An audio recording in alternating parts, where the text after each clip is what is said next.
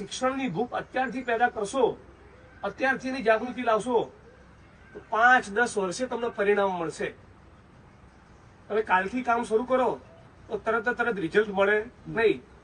મેં 5 વર્ષ સુધી કર્માવત કર્યું તો હમણાં મુક્તેશ્વરના કર્માવતના 192 કરોડ મંજૂર થયા.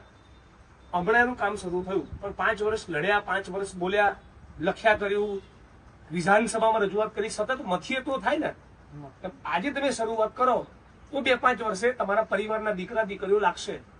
અને ફક્ત દીકરાની આપણી દીકરીઓ પણ ભણવી જોઈએ, કોલેજ કરવી જોઈએ અને સરકારી નોકરીઓમાં લાગવી જોઈએ.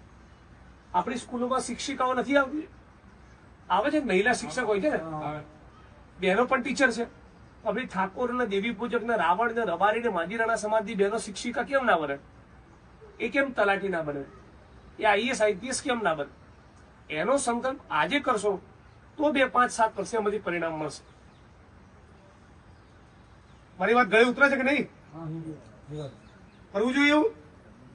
કેટલા લોકો લાગે એવું કરવું જોઈએ? હાથ ઊંચો કરો. આમાં તો કોણ ના પાડશે?